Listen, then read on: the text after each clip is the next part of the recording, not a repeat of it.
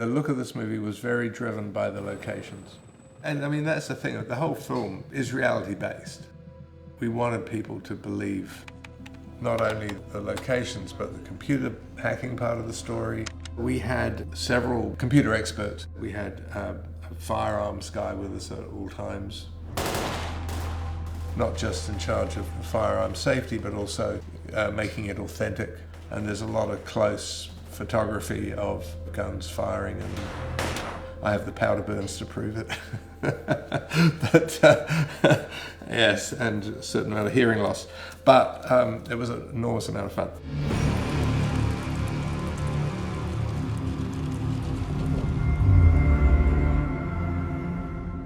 I was born in the United Kingdom, but I grew up in New Zealand most of my life.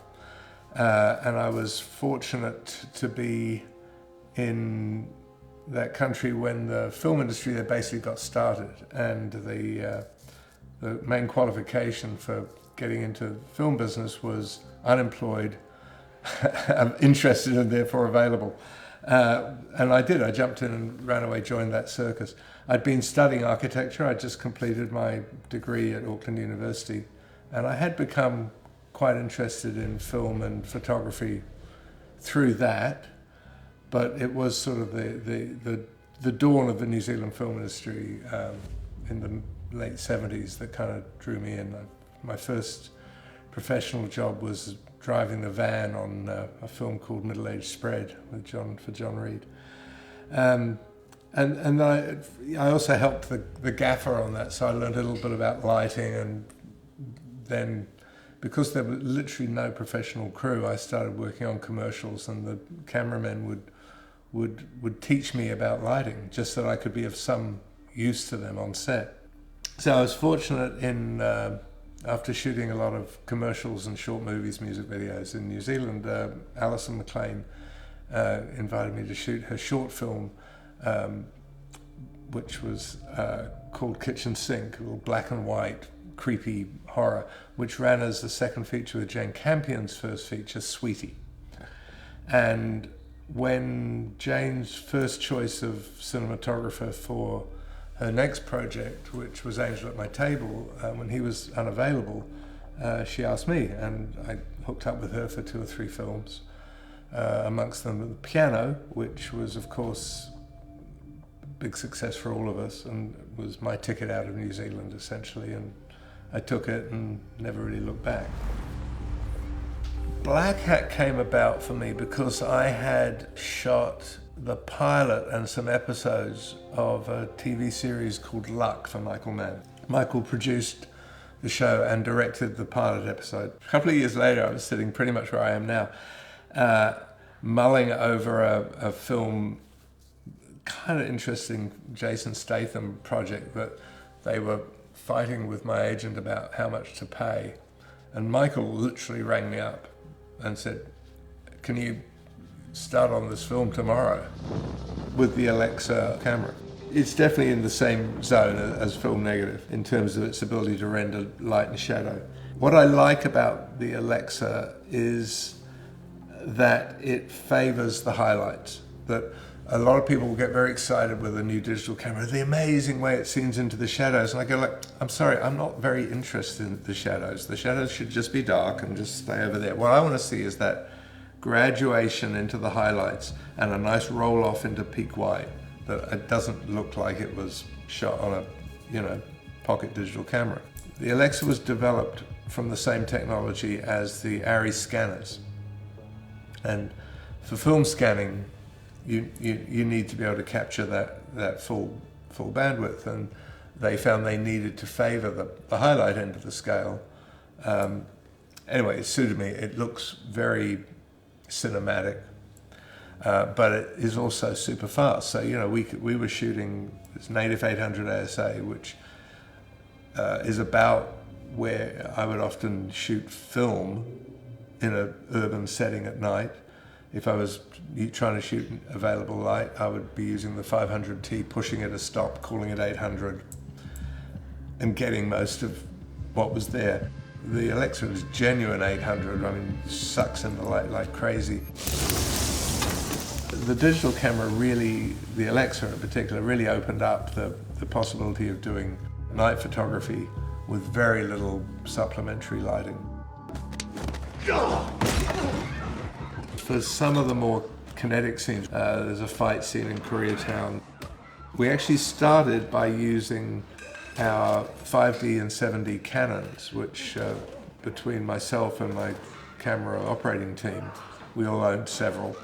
We had, I think, 3 or maybe 4 cameras in that situation, just handheld, getting in right in amongst the action.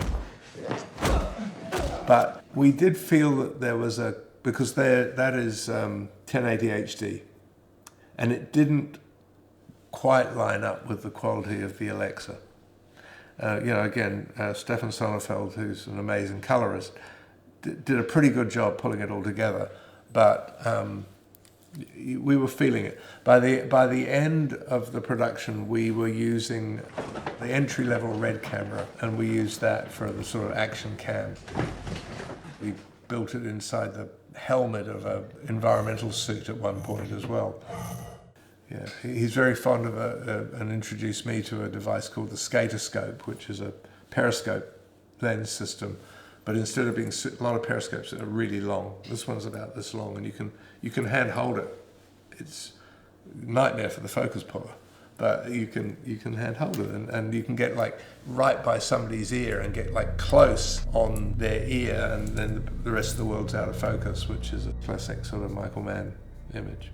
I think there's a sense of reality when you really do stuff, that the actors are much more in the moment.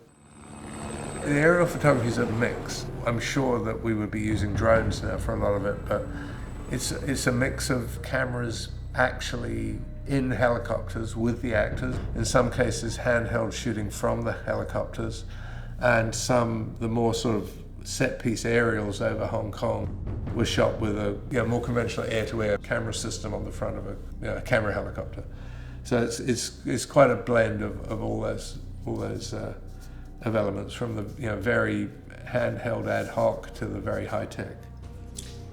I'm not somebody who thinks about costume a lot myself, probably should more than I do, but it's very important for the director of photography and the costume designer to be on the same page in terms of color and fabrics, and I like to make sure that they understand when if I'm messing with the color of the light, I want them to understand what that will do to the colors that they're choosing.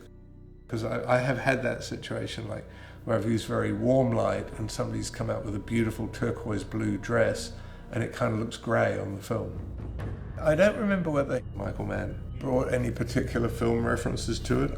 I know that we looked at a lot of Wong Kar-wai films, In the Mood for Love being probably the most striking, and I think you can see a sense of that in Blackhat.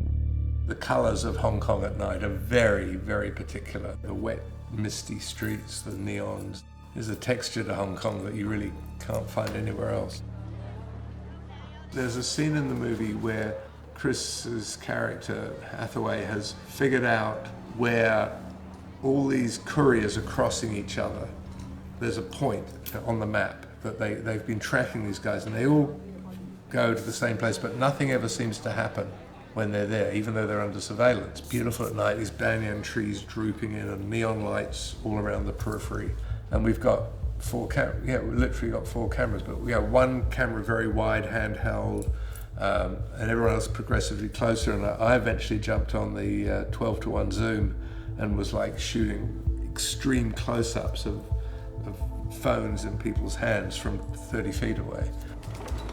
The tiny hotel room in Malaysia, we had 4 cameras at times, which was hysterical. I mean, just hiding behind furniture. But the beauty of it is that we could spend quite a long time setting all those shots up, but then we would do 2 or 3 takes and we basically have the scene. We very early on went to Hong Kong on a creative scout. I started shooting a lot of digital stills, particularly at night, just finding out what you could capture just in the available light, and it was a lot, So when we went into production, we really, in Hong Kong, we did not carry big lights with us at all. It was all very, you know, the early light panels that were just starting to come out in small tungsten units. Didn't use any big I think the biggest HMI we carried was a 1.8. And we worked a lot in available light. The locations definitely influenced the script. I think that the drainage tunnel, which is an amazing piece of engineering, really influenced how the scene was staged. There's a big gunfight that takes place. You can imagine the SWAT team are coming down the tunnel and the bad guys are retreating. They never quite can see each other because they're always on this spiral. And the scene is largely lit by the gun flashes. It's quite fun. We were able to shoot out on the Hong Kong harbour at night with no light. Well, I think we actually had a barge with a couple of lights that we were trying to, you know, point at some of the ships that were out there. But the scenes at night on the harbour, aside from being terrifying, it looks really amazing. We then went to Jakarta. We'd also sent some people on in advance to blow up a car, which they wouldn't let us do in Hong Kong. Michael wanted to capture super slow motion. I mean, really, you know, 1,000 frames per second type stuff. And one of the challenges of shooting the car explosion, we still wanted to use the same running speed so that all the other elements, people moving, cars going past in the street, would have the same extreme slow motion effect. Now, the problem that I came up against was that I had, as I said before, I'd been photographing all these locations as available light, which was great at 24 frames per second, T28, but suddenly at 1,000 frames per second, you suddenly have a lot less light, and certainly not what looks good at night in the streets. So suddenly, me and my gaffer, Sean O'Neill from New Zealand, had to do this huge lighting job, which we had not initially planned on. Hold up. There were definitely issues with that scene that had to be fixed in post-production because the sodium vapor lights that were up and down the street, we couldn't turn them off, and they flickered. So they had to be stabilized in post. There were a lot of issues, with unanticipated issues, because that was a classic Michael Mann thing. He sort of sprung, oh yeah, and I want to shoot this at 1,000 frames a second. Oh shit. Really? Okay. Yes, Michael, we'll figure out how to do that.